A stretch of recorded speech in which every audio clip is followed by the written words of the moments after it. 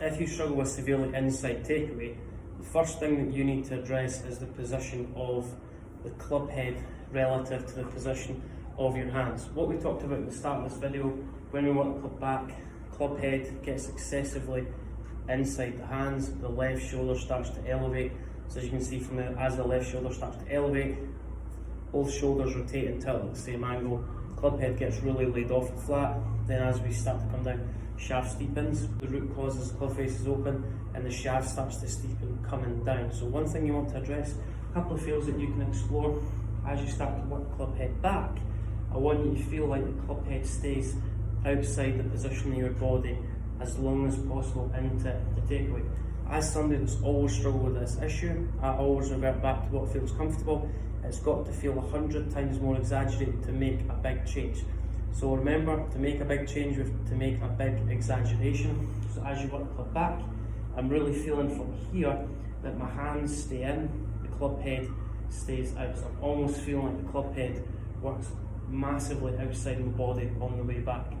A great feeling that's going to help you achieve that is if the club head rolls inside, right arm gets too low compared to left arm, and your right shoulder gets quite low as well. What we want to feel on the way back, the arm stays more on top of the left arm, and I'm going to feel my right shoulder stays a little bit higher into the takeaway. If that right shoulder gets too low, club head's going to get excessively inside. So the first thing you need to explore is getting the club face in order to start off with. Don't excessively open it due to this forearm rotation. So if you think about driving a car, if you were to rotate the steering wheel to the right hand side too much on the backswing, you can see from there my forearm's going to rotate quite a lot into the backswing. Club face is going to get excessively open. What we want to do is reverse that order.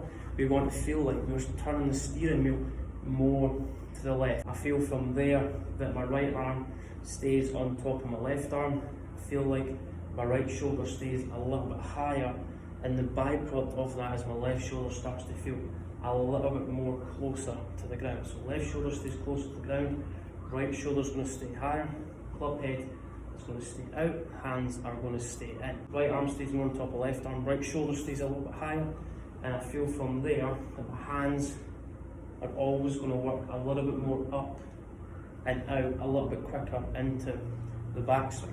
But in order for you to improve what you're doing, you need to get to the root cause that's causing different symptoms. So look at the root cause to start off with. Root cause, lack of body rotation, hands excessively work inside, and then from there we're going to have to, if the face is open in the backswing. Many golfers that struggle with swinging over the top look at two things: the position of the club face and also how much depth you create in the backswing. First thing we need to address is what's not happening in the backswing that's causing us to add the pieces in later on in the backswing, and also having to compensate on the downswing. So steepness is causing us to stand up, to release the club really early, and that's a contribution of early extension to try and improve our impact position. If I take the club on the inside, that golf ball is going to work inside. What we're going to try and do is I'm going to try and work the club head a little bit more out in the takeaway. A good way to explore that is my left shoulder is going to start to work. It's going out and then down and then across.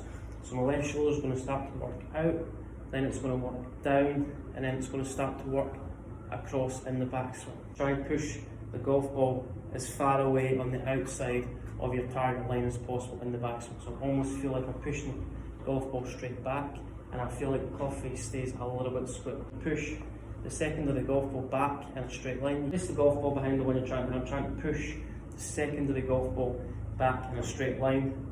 Two things that's going to help me achieve that: club head working out, hands staying in. If you're still struggling with that feeling, think about right arm staying more on top of left arm, left shoulder stays lower, right shoulder stays higher, and I'm going to feel like my hands get up a little bit quicker into the backswing. The only way the club's going to get up is if we add a little bit more hinge in the wrists. The sky is a great feeling. Left shoulder working down, hands higher, and that right shoulder is going to rotate a bit more up and back, coupled by the right hip working up and back in the backswing. So as we get to the top of the backswing, hinge the club up, rotate the right shoulder and right hip as much as you can in the backswing, create your impact position as you come down. We're not thrusting that right hip forward too much. We're trying to get our tailbone to almost feel like it rotates back towards my left heel coming down. So trying to feel like my pelvis a little bit more closed for a split second longer, coming into the downswing. How do I achieve that?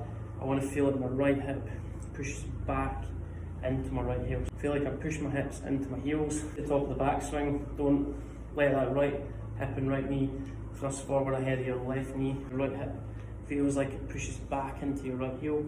So I feel like I push my hips back into my heels. The weight should feel more into my heels coming down. My chest should feel more down. So chest stays down. That gives more opportunity for my hips to push back. If I start to elevate my chest, you can see from there, my pelvis starts to thrust towards the golf ball. So think, get to the top, feel like I keep my belt buckle down towards the ground for a split second longer. I feel like I'm pushing my hips back into my heels and keeping that chest down. Buckle pointing down towards the ground, pushing my hips back into my heels, chest down towards the ground. You can see rehearse my impact position. The chest down is the opposite to elevating towards the sky. So we're keeping the chest in a flex position where it's pointing down towards the ground for longer. So belt buckle and chest pointing down towards the ground, hips back into heels, back into the heels. It's pushing my hips out of the way, it's starting to open up my lower body, and then my hands are just going to fall into the desired position. Step number one, sort out the takeaway.